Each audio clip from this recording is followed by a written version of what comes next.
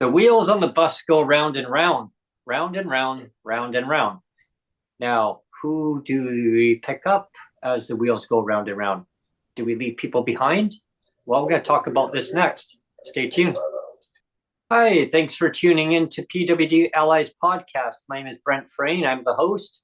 Please like, subscribe, and share the content that you are viewing today and in future podcasts. I hope you enjoy the podcast that we present on a regular basis to our audience.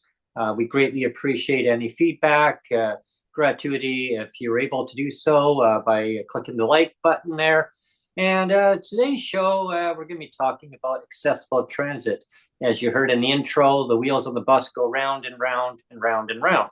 But who do we go round and round with? Do we go round and round with PWD, persons with disabilities? I mean, do we leave them behind? I mean, do they have a bus pass? Or do they opt out? I mean, do they opt in, take the cash, buy groceries? With the buying power these days, the dollar just erodes away, so you don't really get much value for $52. But if you decide to have the bus pass, well, then now you have to go without groceries. So, yeah, I mean, it's a choice that PWD and BC have to make all the time, right?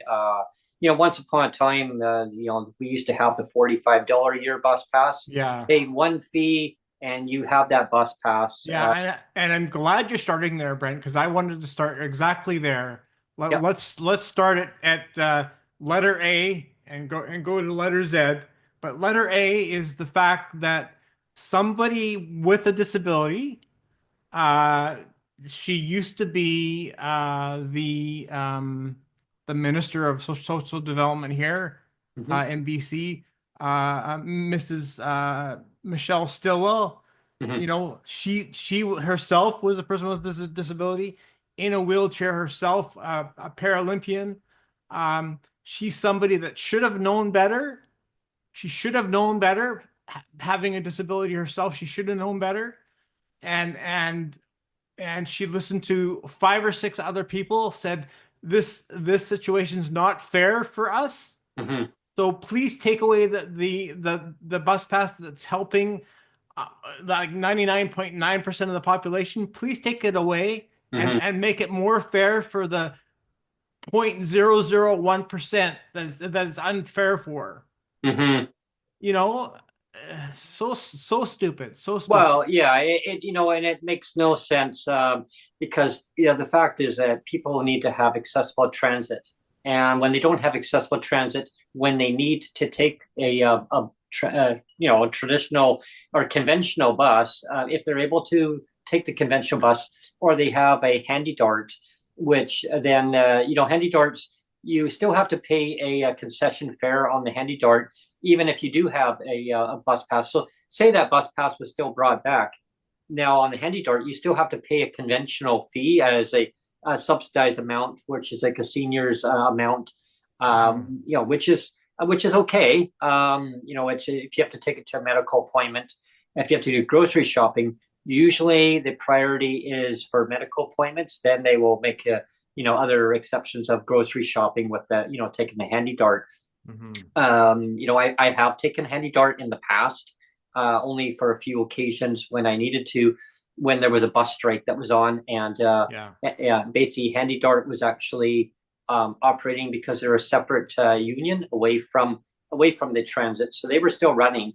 Uh, However, they didn't want to cross picket lines, so they made arrangements with the bus company at the time that they would make sure that it was the essential service that was Mhm. still running, but only for emergencies. And my situation was an emergency that at the time that I had to take the handy dart. I wanted to take the transit bus because it would have taken me directly right where I needed to go. But now, unfortunately, a labor dispute shut down the service. Now, here we are, fast forward, decades later, and now I'm in Victoria, and I can't go to Duncan to connect up to go to Nanaimo because there's a labor dispute with Transdev, who has the contract for BC Transit. So BC Transit, just for our listeners or viewers, BC Transit used to be just BC Transit all the way across Yeah. BC. We Okay, we and we kind yeah, of mentioned that very briefly on the last episode. We were talking about, that so many of the crown corporations, so to speak, right? hmm And BC Transit used to be one of those. hmm And it was province wide, and it used to work really good. oh yeah, And then it became this quasi public private thing. yeah. And yeah. Well, yeah, and BC Transit, I mean, they basically would provide basic services for the public throughout the province. Now, the problem is that with the BC Transit going on strike, it actually leaves people stranded in the community, Mhm. so they cannot go from Victoria to Duncan, Cowichan Valley, as people would know the valley because it's a very large area. Duncan is a community in the Cowichan Valley. There are different districts. There's Shawnigan Lake, which is in Cowichan Valley, then Duncan and surrounding areas. Now, there's a number 66 bus, which is a 66 CVX, they call it. It's a express bus that goes from Duncan. And Duncan, Cowichan Valley, is the one who provides that service to Victoria, the capital city in for BC. Victoria does not provide that service, and I still don't understand why they can't provide their own bus service to go to Cowichan Valley. Now, Mhm. that would alleviate a lot of problems right there because Cowichan Valley only have four buses a day during peak hours in the morning. Going, That's like the song, Brent. 4 hugs a day, that's the minimum. 4 hugs a day, not the maximum. And so you can change that to buses. yeah, yeah, 4 buses a day, that's the maximum. that's the Or maximum. sorry, that's all there is. That's the maximum. It's like, sorry, folks, that's all you get. That's all you get. Those buses run during peak hours, though. They've got three very early morning, yeah, before 7 o'clock or around there. And then another one they pushed forward. The last one was actually grouped with the other three of them. They pushed the other one to 9:26 in the morning, leaving Duncan to Victoria. And it turns around and it leaves Victoria at quarter to 11 during during the week. Actually, no, sorry, no, sorry. It gets there at quarter to 11. It doesn't leave till quarter to 2. So they take a 3 hour break in Victoria, the Cowichan does, for 3 hours. Yeah, 3 hours. The bus driver, I guess, needs a break. Now, those other three buses that actually would leave Cowichan, they actually don't leave until 3:45. They start leaving at 3:45, and Oh then wow. yeah. So they get even a longer break than the last guy that leaves or last. Whenever you tell me this stuff about the timing of this bus, it I know. reminds me of the other song, the Hotel California song. Yes. Welcome to the Hotel California. And it's like, Yeah. you can never leave. You can never leave. Yeah. I mean, that's not how it goes, but you know what I mean? Like, Yeah. you can check in anytime you want, but you can never leave. It's kind of like that, right? It has that same kind of theme to it where Yeah. like three buses later in the day, like what are they doing all day? Why are they parked? Why are they not in service? Yeah. Yeah. And then on the weekend, on Saturday, they only have three buses. So now you've only Yeah. got three. Now that with them on strike, you're stranded. You cannot get from Victoria to Duncan. Nanaimo Regional Transit Service, RDN, they actually will provide their service from Nanaimo to Duncan. However, they cannot drop off at the drop off locations in Duncan because of the labor dispute. They won't cross the picket lines because they're a Mhm. separate transit union altogether. Now, So they won't cross. So they'll drop off at. yeah, now see, back in the day when it used to be all BC Transit, I believe when they had the Handy Dart, Mhm. it was all one union, wasn't it? It was all Like, one union wasn't everything all one union, like including the Handy Dart and all that stuff? at one point in time. Yeah. Yeah. Yeah, and I mean it would just make it so much simpler, right? I mean, and I mean we had another podcast where we're talking about all these city mirrors that are sitting on boards, and one of them is the TransLink board where they're getting paid like $50,000 a year just to sit on a TransLink board over and above their mayor salaries, right? Oh yeah. And I mean, you talk about a big waste of time and money because it's like, they spend 1 hour in a meeting and Hmm. it's like a what is it? It was like $10,000 a pop for one meeting Oh, for these TransLink board chaired meetings. Like it's $10,000 a pop, and it's just like I don't know. Like, did that stuff happen back when we had like everything under one BC Transit umbrella? I don't think so. I mean, when I could be wrong, but I mean, I told you before, like I was once a public service employee. Like I worked for the provincial government as well. For over 7 years, I started with the environment ministry, and I did 4.5 years there, and I did 2.5 years or so with the Ministry of Transportation and the Highways, hmm and not once did I get paid extra to go to a meeting. hmm Like I just got paid my base salary, and I think I topped out uh, like the maximum salary that I ended up getting back in the day. And again, this was like back in 2002. I think it was like $60,000, and so it was a decent salary back then, right? Oh But yeah. I never got an extra like $1,000 for a meeting, Yeah. you know. But I mean, this is what these guys get now. Oh, It's I know. crazy. And then TransLink wonders why all the money is kind of getting flushed out. Like they're saying they're short like $600,000, Yeah. and they want to cut bus service. Well, there's basically areas where that can be definitely trimmed back. And Mhm. all these top CEOs, they don't need all these other bureaucrats way at the top. When TransLink didn't even exist, when the Coast Mountain Bus Company didn't exist, it was actually just BC Transit, and then they basically brought in a contract to basically Mhm. contract all this out.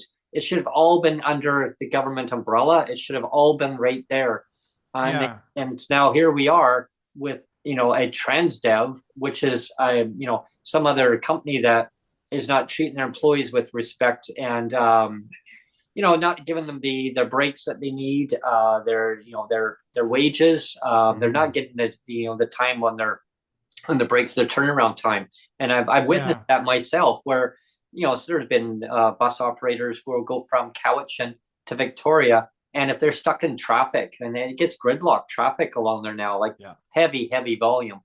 They don't even have time to even have their break to turn around and go back again, and it's not just a Yeah. hop, skip, and a jump on the bus. Yeah, I know. Like I told you before too. Like I used to ride the bus a lot, like Mhm. a lot, and I got to know a lot of the bus drivers really well, and they would pour out their heart to me sometimes and say, this sucks that I don't even have time to pee. I can't even Yeah. pee. Well, Like yeah, literally, yeah.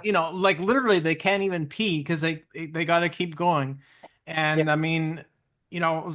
And again, like, this is all stuff we've touched on, I think, on the last podcast where I said, there has to become a point where I think the government has to come back to the point of like, let's stop worrying about that it has to turn a profit. Mhm.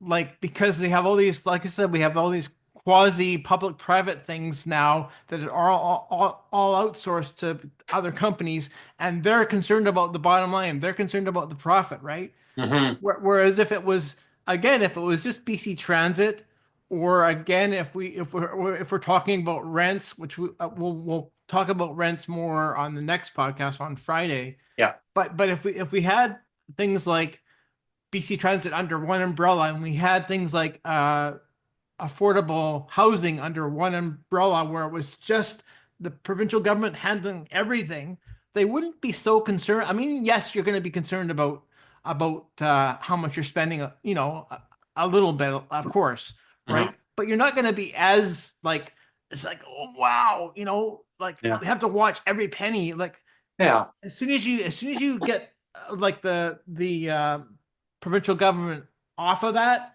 and into somebody else's hands, they're concerned about all of that, Hmm. and then it becomes this big money grab of how quick can we turn a profit on everything. Well, you're So, exactly bang on that, Neil, because right there, I mean, you got all these labor disputes contracted to individual companies, and now it puts the employees for the for the that bus company into jeopardy. Like, it puts their safety, all their all the labor disputes that whatever the topic is of what they're fighting for. And I've talked to them before, and these bus operators, and they all tell me that the ones I've interacted with is that they just want fairness, right? And a lot of them agree that it should be under BC, under BC Transit itself. But what do they say? Because the government has contracted out their contract to another company who now is not respecting their basic standards of needs, and they want to provide the service to the public. They don't want to leave the public out in the cold. I mean, and now PWD, persons with disabilities. I mean, and just anybody who doesn't even have a disability, but I mean, you can get a disability, and you will in life. Now you're going to be in a situation where, hey, that's only your only transportation you have is by transit. I mean, how do mhm. you get from point A to point B? And you need to have reliable transit, and it just infuriates me that it doesn't have to be that way. And it's all red Yeah. tape. It's all red tape bureaucracy. I fought with Cowichan. I fought with Victoria back and forth. And they say, well, it depends on what the business, the business environment says. I go, do you listen to the customers? Well, Yeah. if the top CEOs of certain companies say that the need is greater, we will give positive feedback to them, and tell them that yes, we need to put more service on. Yeah. I said the riders are what basically brings in the revenue. The riders is what Right. drives the service. And the sooner the later that these companies actually understand that they need to listen to the actual people taking the service, because those are the ones that are actually going to benefit the Yeah. businesses when they put money back into their economy if they actually have the service. Yeah. If you're only running it like 3 days, like during rush hour, or 4 days during the weekday, and it's spotted only in the morning, you can't get to and from the community. And I'm going to keep on hammering away at Victoria and Cowichan, because if Cowichan can't provide the service, well, Victoria, what are you going to do? And Yeah, and Victoria, what are again, you like going to yeah, and again, like if it was under government control again, that's not to say do? that it would fix everything, Yeah, it but would help. but it would help because again, you're they wouldn't be so concerned about taking a loss. Hmm. You know what I mean? Like, yeah, you could be a little bit concerned, but not nearly as concerned as somebody like a TransLink Hmm. is. You Yes. know, like they'll still be looking at the ledger going, oh well, we're taking a bit of a loss on that. But I mean, businesses do that all the time. Like, Yeah. I mean, you think about, I mean, it's going to sound stupid, but you think about Costco, Right. and their $1 hot dogs and their $1 ice creams. I mean, those are basically sold at a loss, right? But they do that to attract customers Hmm. to other things. I mean, the government can have that same mentality of like, let's be prepared to take a loss, or like they call them loss leaders, right? In the business community, they call that loss leaders, Yeah. or I mean, actually, even like remember the old A and B sound door crasher days of the Boxing Days, Hmm. where they have like TV sets for like $200, like Oh huge yeah. TV, How about and those? yeah, those would be like lost leaders where they would be losing money on those. Like they would have, I don't know how many would they have in the store, like maybe like 40 or 50 in the store, and they would Hmm. lose money on that, but they didn't care because they knew they would make money Yeah, another big ticket item. on other big ticket items, right? And why can't the government have that same mentality? They could. They could very easily, right? Well, absolutely. And that's the thing. It's really just the mindset. Really, is what it comes down to. Hmm. Because I remember talking, Sonia and I talked to the former transportation minister before he stepped down. Decided, that wasn't going to rerun, as an MLA. So I talked to Mr. Fleming, Rob Fleming, about the issue when it comes down to transportation between Victoria and Cowichan to the Duncan area. And he says, yeah, our government is working on it. And right now, as we speak, he says it's in the works. And well, how long? I mean, it's in the works. Sure, it's in the works, but I mean, Yeah. that could be in the weeks ahead or months ahead or years ahead. Years ahead. Yeah, Yeah. exactly. I mean, Yeah. that's always that kick the can down the road kind of slogan, right? It's like that Mhm. there's more to do. Well, Yeah. how about provide the service now? Because we got like I say, a transit strike is Yeah. now keeping people in isolated in their areas. Mhm. They've got basically workers that go from Cowichan to Victoria to the capital city on a regular basis during the weekdays. They Mhm. can't get there when they have to rely on somebody to give them a ride. I mean, what if they Yeah. can't get a ride? Now they have to call in sick. So now those sick days, what if they don't have sick days, and now they lose their job because they can't get it to their employer? So guess what? Now they can't pay the rent or they can't pay their mortgage. So now they're going to be homeless. They're going to be on the Yeah. street. It's the same thing from Victoria. Like there are people that would go uh, outbound, but they would go say just for instance, later in the afternoon, but they can't get back to Victoria, but they have to go to Nanaimo. They would go via through Duncan, then catch the RDN bus to go to Nanaimo. What if they have a medical appointment out in at Nanaimo Regional General Hospital? They can't Mhm. get there. Yeah. So now they're stuck. Of course, politicians may say, well, they got Victoria. They got Victoria General Hospital. They got Victoria Royal Jubilee. Well, great. But what if your Yeah. doctor is out in Nanaimo? They don't think about these things that maybe take a an island, what do they call it, island bus lines or something like. Yeah, there's Yeah. different names. There's Yeah. different companies, but Well, and that's expensive though. That's really yeah, and I was gonna say that too, is like if you just widen the scope. I mean, you're talking about the one bus route, but let's widen the scope again yeah, and talk again about the PWD bus pass that once was from yesteryear. yeah, The reason why that was a good thing is because it gave everybody equal opportunity access to a bus when and if they needed it. yeah. They didn't have to choose. It they was they there. didn't have to Did choose. it? It was like if you need this bus, here's a bus pass. You Yeah, can freely ride the bus for as much as you want. $40 for the entire year. $40 for the entire 45. year.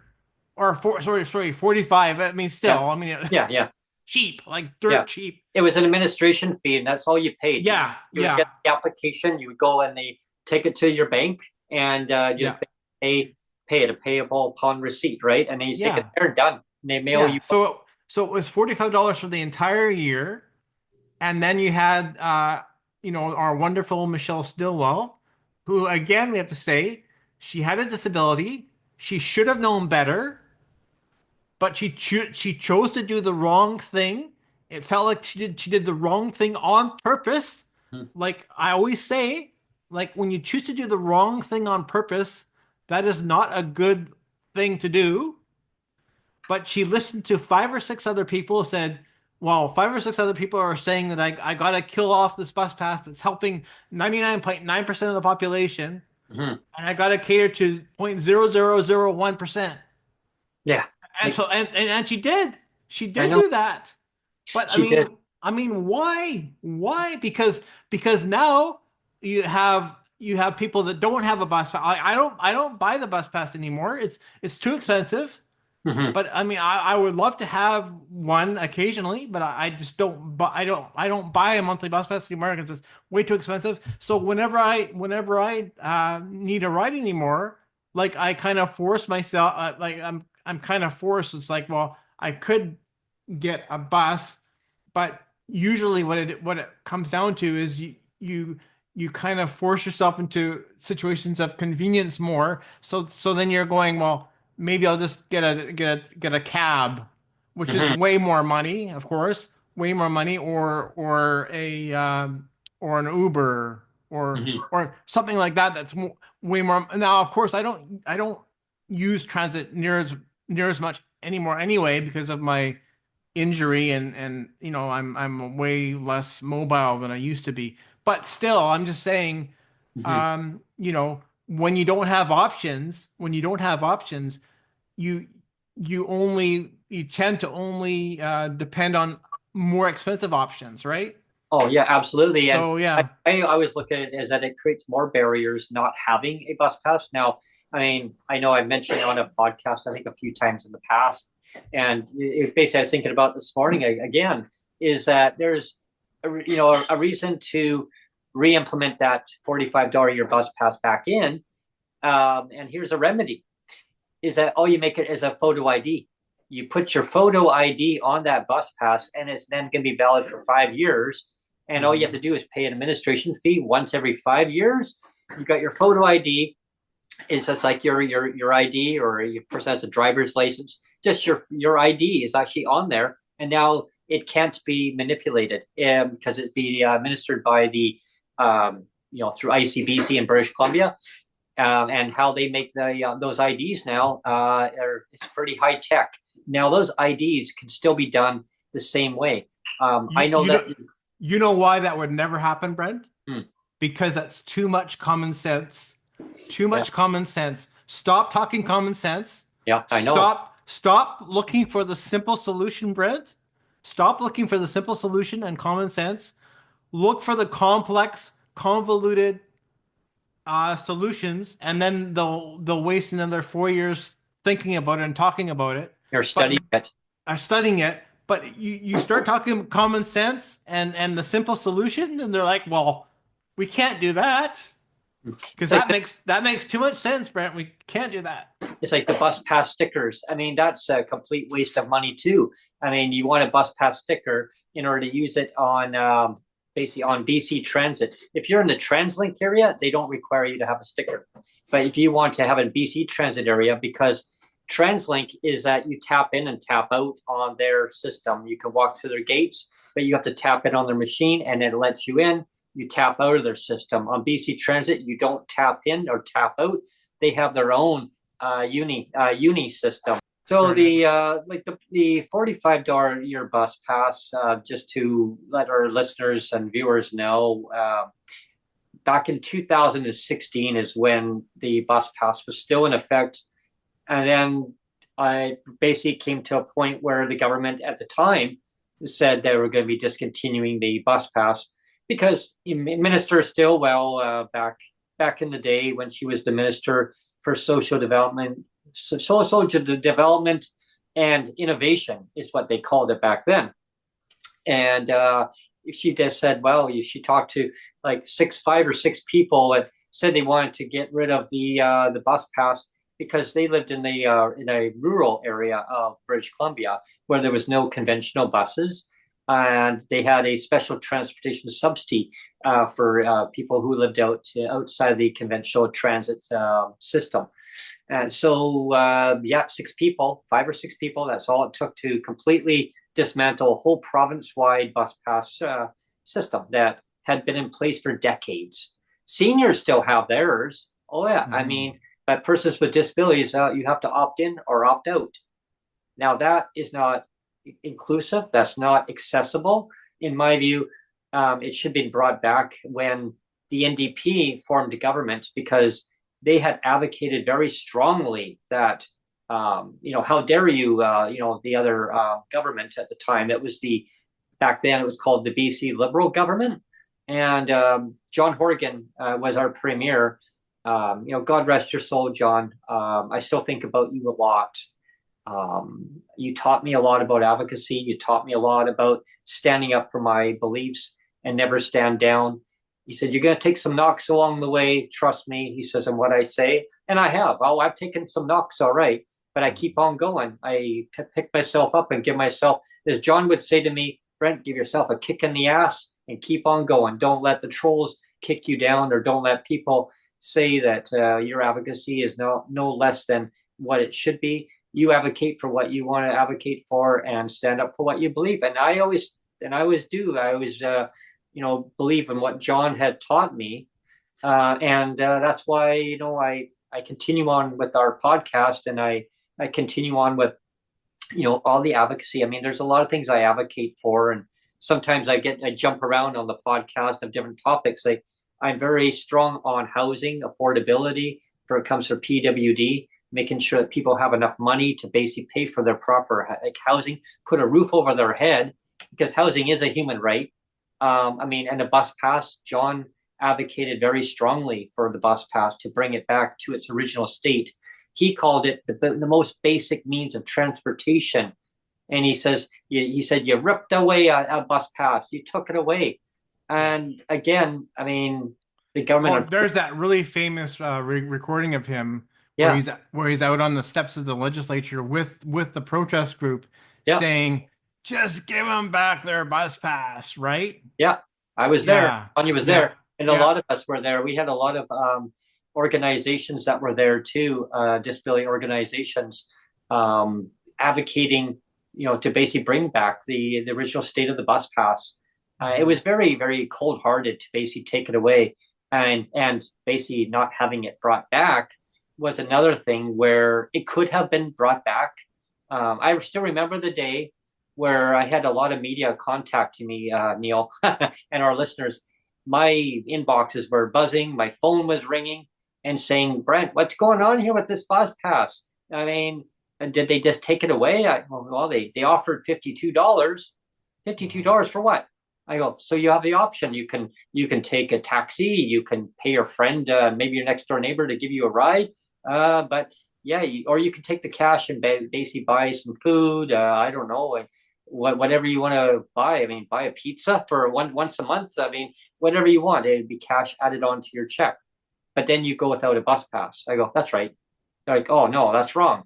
I go, it is wrong. I mean, because I mean, pay $45 for once a year, and you can just ride whenever you want. You don't have to decide.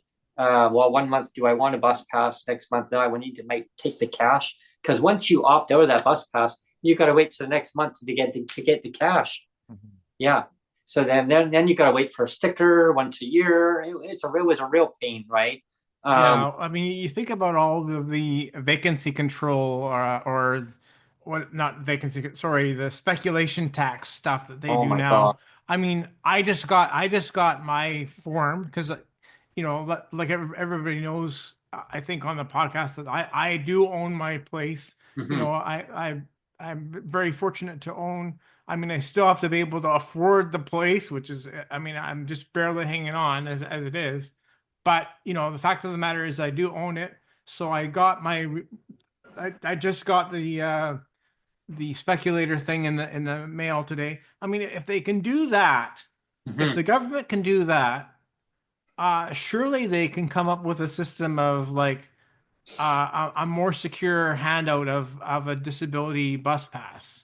Because I mean, the thing about it before, and you can kind of understand a little bit, is that they were worried about, because they get people like, oh, I lost my bus pass, and then people would buy another bus pass and then be selling it to somebody else for a profit or whatever. And I mean, that did happen. Yeah, I That did hear that that. It wasn't huge. It was very isolated. Yeah, I mean that's the thing too is yes, it happened, but it was so isolated. I mean, again, you're talking about a small handful of people, a very small handful of people that might have been doing that basically were wrecking it for everybody else, right? Mhm, And it's the same thing about, I mean, it's the same thing almost with the Stillwell example, where basically Stillwell blew up the whole bus pass in mhm. favor of the opinion of five or six other people. And you shouldn't have that mentality of, well, let's kill off the bus pass because five or six other people are really abusing the system. Because the fact of the matter is, most people aren't jerks. Mhm. Most people aren't going to abuse the system. I mean, yes, there are going to be always people that are going to be jerks and abuse, but I mean, it's a very small percentage, right? Well, yeah, the individuals who didn't have a bus pass were in the rural area. They were given a yearly check for $792, and so they would go and maybe buy insurance. Or maybe help somebody else with their car insurance, so they could just take them where they needed to go to. But it was a lump sum, And Mhm. so that was taken away completely, and they were given $52 each. So everybody across the board was given $52 each. And Minister Stilwell at the time had said she felt that was equity in the system, fairness and equity in the system. Yeah, well, she obviously doesn't know the definition of equity. Yeah, well, exactly, because fast forward, I mean, over time, people kept telling me like, I missed the bus pass. I want that bus Yeah. back. And then I would love to have a bus pass yeah, back, but there's just but no when way. and Yeah. then I was told by some of the media who were checking up and following up with about the bus pass back in the time, back in early 2017 when they transitioned, when the NDP formed the government, they had told some of the media had told me that apparently the current government, they said the NDP said that the computer system was dismantled by the other administration and it was going to be too hard to put back together. Well, FYI, folks, I used to build computers when I Yeah. was a kid, and I used to tear them apart and put them together.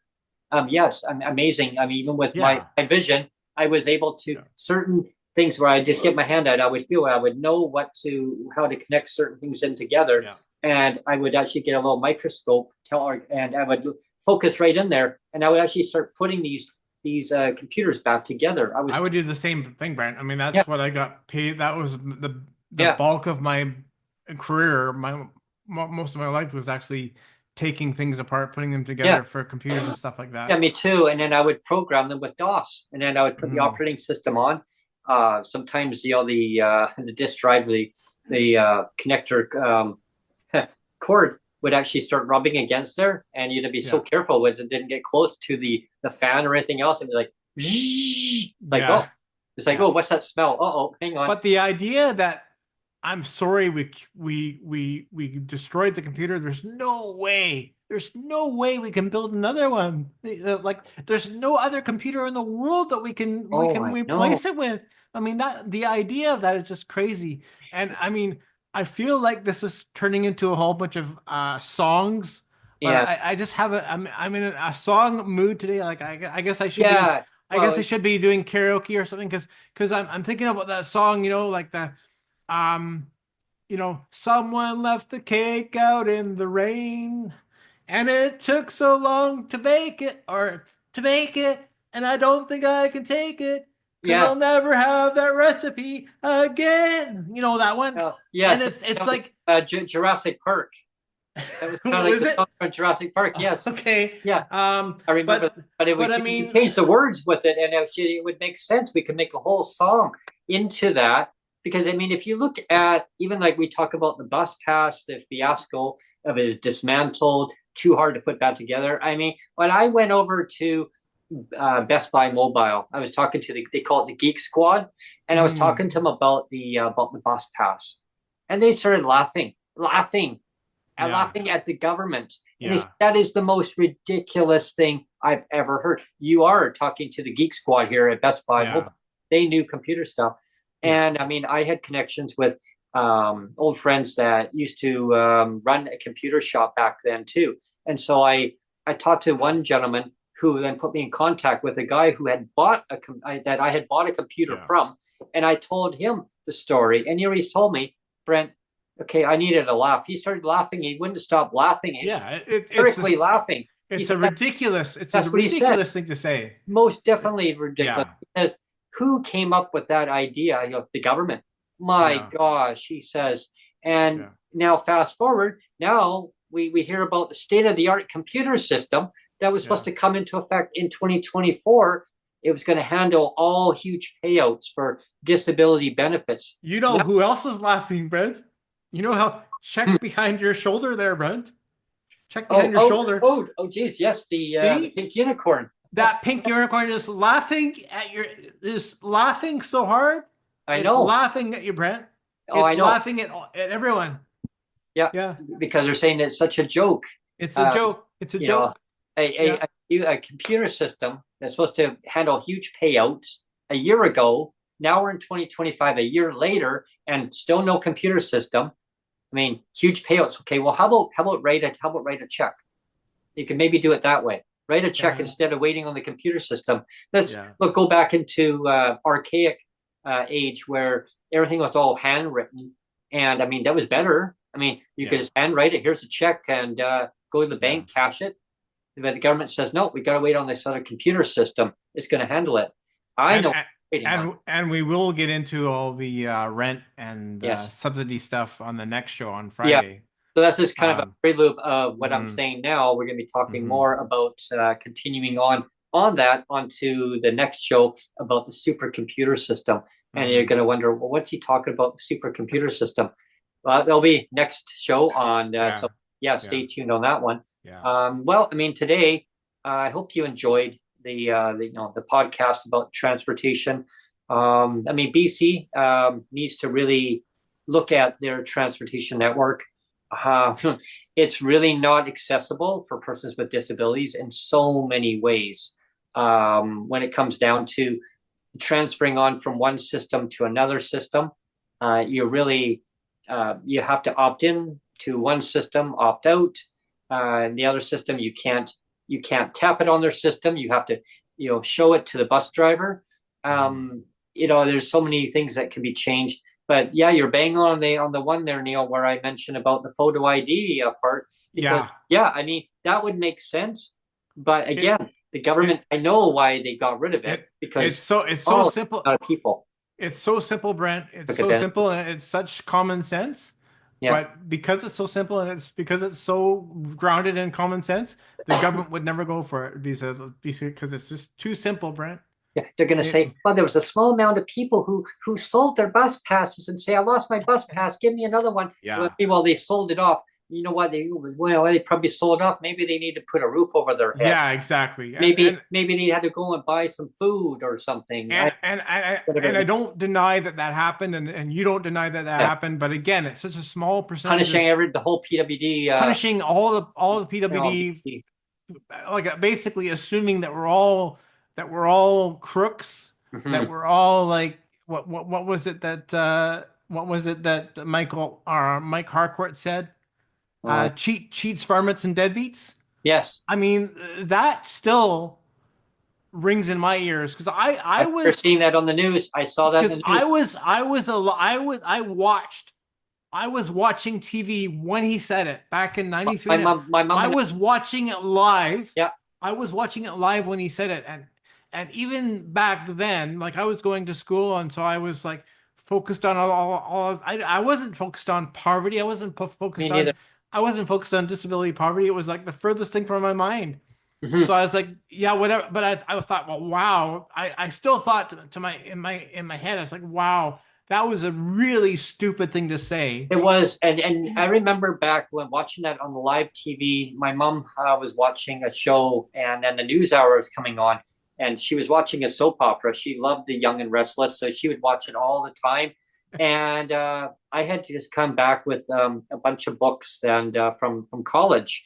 And my mom says, "Oh wow, that's a lot of books." I go, "Yeah, I have to study for sort of some stuff coming up, some of my modules that I was going through." She goes, "Wow." I said, "No, I have to be up. I have to be up really early in the morning. I have to head all the way to Vancouver." She goes, "Oh my gosh." I go, "Yeah." So I said, "But I have time to watch the news and have some dinner and then hit the books and then hit the hay and then basically back up." I was had to get up at like 4:30, quarter to 5 in the morning at the latest and get Hmm. ready and then head out the door to catch the transit bus. So yeah, that was yeah. Of course, that was when I was able to catch a transit bus. Then I had to go and pay for the transit bus then at the time, and yeah, because I didn't have a bus pass. Yeah, I was paying full fare Yeah, for yeah, me too. most of my life. I paid full fare. There Yeah. was actually only like I think it was only actually for like 2 years to tell you the truth Hmm. that I actually got the bus pass because for most of my life I didn't even know that that was a thing. Hmm. Well, I mean, I was only on, I've only been on PW assistance for, it's been since my son turned 1, so it's been 15 years. Mm. But back when, I mean, when was the bus pass taken away? It's like, 2016. yeah, so and like so I was on assistance for 5 or 6 years, even before I even knew that I Wow. could actually apply for the. I mean, that's how stupid the whole thing is, right? I mean, Yeah. like I'm, like they expect you to know everything about Mhm. everything Oh, yeah. as a disabled. I don't know anything about anything. Like Well, it was back in my first time signing up for PWD assistance, and so you just assume that people are going to tell you, "Hey, there's this program where you can get this subsidized bus Mhm. thing," and I mean, I was on it for quite a while before I even knew it existed, and then by the time I knew it existed, they took it away. Well, exactly. Like when Yeah. I took the bus and like it wasn't like the transit bus wasn't available when I needed it. I took Mhm. a conventional like a big charter bus. It would come by the same bus stop and I would jump on it because it would take me all the way to Vancouver. So I you know I had to pay a little bit more than a transit bus at the time because I think the transit fare at the time was $1.25 or $1.50. I think it might have been. I can't. Yeah. Oh, I know it was around there, but what I had to pay was $4.60. So Mhm. to go from my stop all the way to Vancouver, that was pretty good back then. I mean, people said, "Wow, that's cheap." Well, Mhm. to me, it was actually a fair amount, but I actually got the funding through VRS.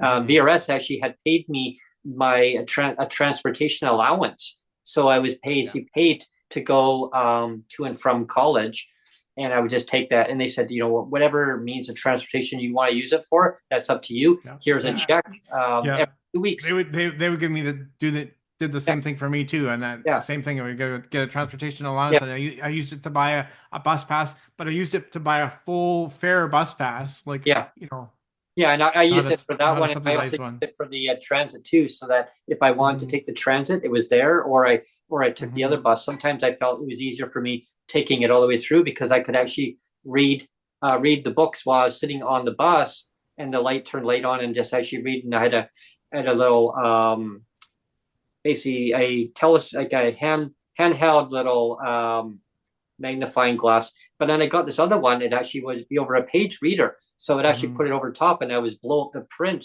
so I could actually read it without straining my eyes. So I was, because I mean, I had to do a lot of that when I got into the college as it was. So Hmm. I figured, alleviate the strain, made it easier for me. But of course, back then, getting back to watching it on TV, my mom would be sitting down watching the news, and she saw this, and she said, "Turn off this filth." She called it filth. She said, Hmm. "Anything coming out of that man's mouth right now is filth, Brent." I'm like, my gosh! I said, "He's the premier, isn't he? Isn't he like the premier?" Oh, I don't know what he is.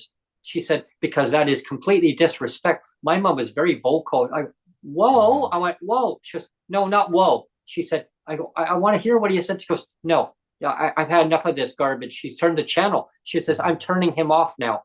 Like, whoa, she turned him off. She said, I've heard enough. She heard those three lines. She turned the channel. Yeah. And so fast forward, folks. Yeah, like that wasn't Yeah. good. And 30 years later, standing up. we still have the echoes. We Yeah. still have the echoes of those words. Yep. We still have the echoes of those words in all aspects of PWD policy in Hmm. provincial government. I mean Yeah. that's the truth, isn't it? That's the truth. It is. It is. Is that those words have echoed down for over 30 years now, And nothing's changed. and Nothing. nothing's changed, Copy paste. it's all courtesy to bigoted thinking, courtesy of Mike Harcourt. A lot of the issues. I mean, and that stems. I guess it's all connected to transportation too, because if you don't have the transportation, you can't go to fix these problems. You can't go to fix. Take a ride out to the legislature, talk to the members of the legislative assembly, or you can't Mhm. take the transit to go to your local MLA's office. You're stuck. I mean, unless you're lucky that it's your MLA's office or member of a legislative assembly. It could be MPP. I mean, in other provinces, or your MP member of parliament, which is federal. But if you're provincial in BC, I mean, if you're lucky that you can walk there, or you can or you can take your motorized scooter there.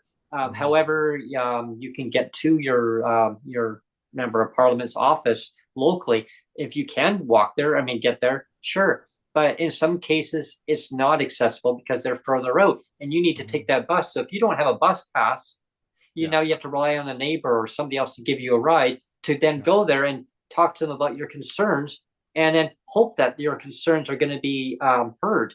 Because Yeah. unfortunately, there's another episode that we're going to be talking on the podcast in a future show, everyone. I'd love everyone to tune in. We're going to be talking about CLBC, and I'm hoping that we can get Tamara Taggart if you're I'd watching. love to get her on. Yeah, I'd love to have you Yeah. come on. And there's an episode, very touching story. If she's up to talking about it, the invitation is there for you. Yeah. I'd love for you to come on and talk about it to our listeners, and just tell us what you've heard and what you went through. Yeah, because I mean, again, CLBC is a branch of the provincial government, Yeah. and they were dismantled back in 2005 as opted out from the government. Again, That's another crown corporation. It yeah, used to be run by the provincial government, and they kind of said contracted it out. Yeah, same as BC Transit, contract out. Yeah. People say, well, it's BC Transit. Well, no, we got Transdev, like today's Monday, and today Monday, February the 10th. If I wanted to go, say, this afternoon, right now, like right now as we speak doing the podcast, is now 1:52. That bus that I mentioned earlier on the podcast, it left at 1:45. It was supposed to. You'd be standing at that bus stop. Where's the bus? There's no bus today. Like, they're on strike. So if I wanted to go to, say, Nanaimo, or Sonia wanted to go and visit her parents, she couldn't get out there. Yeah. I mean, and who knows how long that bus strike's going to be. So again, accessibility is so important. Why can't we just get that E&N rail line going? Wow, wouldn't that be a concept? Or even if not that, you could use the same tracks and put like a sky train down that way, something to utilize those tracks, get people from point A to point B, rather than relying on a transit system that they're not sure, pass the buck over. No, maybe the other jurisdiction can provide it. Again, BC Transit contract out for Victoria has the contract out too, right? So it is the other one, and in Cowichan. So now you got two of them that are not providing the service. Yeah, and there used to be one. Used to be all one that would provide all of it, right? Yeah, exactly. All one thing. I mean, we advocated for basically better transit for Nanaimo to basically come all the way up to Cowichan. We won that. Sonia, you remember that? Yes. Her and I advocated very strongly to get that transit from Nanaimo, their RDN, from Nanaimo downtown all the way to Cowichan Valley to Duncan. We won that. We are the ones who actually pushed them to do it. And so thank you, Sonia, for your advocacy on that too. Now we need to know, and Leonard Krogh, who's now the mayor of Nanaimo. And we sat in fairly heated debates, basically for the community. And I can still remember the one line I said. I got up there and they're like, anyone want to speak? I said, sure. So I got up on the podium. You can imagine what I had to say. So I said, that's a long walk. That's a long walk from Nanaimo to get all the way to Cowichan. I said, that's pretty dangerous actually walking on a highway like that. I mean, well, no. I mean, that'd be crazy to do that. I go, wouldn't it? It'd be crazy not to provide bus service too, wouldn't it? Yeah, I said, that's pretty dangerous, right? I mean, not providing service. It took a lot of work, but I'm very grateful that they actually did put the service in. I'd be more grateful than for them to commit to putting the transportation to the Duke Point Ferry Terminal. They did during COVID, when COVID was on. They actually had put the bus service from Nanaimo to Duke Point because Duke Point has no transit service to enable passengers who may want to take public transit to downtown Nanaimo. Because when that from Duke Point goes to Tsawwassen, now you've got the transit which is provided by TransLink, which is not BC Transit. During COVID, they provided that. They shut down Departure Bay Terminal. They diverted all the traffic, like for the transit. They took it away from there, but put it on the other one. They just never put it back. Yeah. Yeah, I guess people don't need to get to Duke Point, I guess. I guess not. So I mean, I want to see more interregional transit. basically connecting communities to communities. And definitely need to fill in the gaps and more reliable service so that you can get to and from that community throughout the day on the island. If people can go away from a low heat town center in the lower mainland in British Columbia all the way to Chilliwack, and that's interregional transit. And it takes an hour and 20 minutes to downtown Chilliwack from low heat town center. I mean, damn well. I mean, BC Transit can do that on the island very easily. And it really just takes the legwork and communicating with each mayor in each jurisdiction and work together. Because that's how they built the other one. They actually worked together. And as you said, yes, let's do this. Now that service we had took when it first launched, it was hardly anyone on the bus. I think there was maybe Sonia, 2 or 3 people on the bus when we first took it. Now they can't even keep up with the volume. They've actually had to put more service on, and because the need has actually become so greater, like I always say, put the service out, build it, and they will come, right? Put the service out, people are going to use it. If you don't put it out, nobody's going to know that it's there. Yeah. So to me, it only makes sense. So again, government, number one, bring back the $45 a year bus pass. Number two, implement reliable service from Victoria to Cowichan Valley, because Cowichan Valley is not providing the service, or you can actually put pressure on Cowichan Valley to provide the service to Victoria, or both have Victoria provide their service and Cowichan Valley to and from. Now you're getting a connection of, roundabout service throughout the communities. And because RDN Nanaimo still runs their service, and they're running their service Monday to Saturday. They don't have service on Sunday, unfortunately. I guess they figured nobody needs to take transit on Sundays. I don't know why. That still doesn't make sense to me, but at least they have their service. It's reliable. It's there. So I know it can be done. Anyone wants feedback, to our podcast, like wants to provide it, please send it in the comment section when this gets released out as video later. Yeah, that's a comment we should say is this wasn't intended to be a live broadcast. And I did hit the right buttons for the live broadcast, but for some reason it turned into not a live broadcast. So we're releasing it later as a video. Yeah, and that's one of those little bloopers. But it wasn't Neil's fault. It wasn't my fault. It was one of those technical glitches that little demon got inside there and said, "Ha ha, you're not broadcasting today." Yeah. And I want to thank each and every viewer for tuning in and listening to today's show. Hope that you have a great day. Please like, subscribe, share the content. If you're in the financial means of donating to help the channel out, we'd be greatly appreciated. We've got one subscriber for that's doing the monthly memberships. Yeah, that's awesome. My friend Clint. Oh, so wow. I want to get more than one. Yeah, well, that's a start, but yeah, there's definitely more. Start. Yeah, definitely. If you love the content we put out, I mean, it's awesome. And if you want to be a contributor going forward and sponsoring our show, I mean, reach out to us. That would be totally awesome. So thank you again, and stay tuned for further shows. And the next one, we're going to be talking about housing. And all that stuff, fun stuff. Thanks, everyone. Cheers. Take care.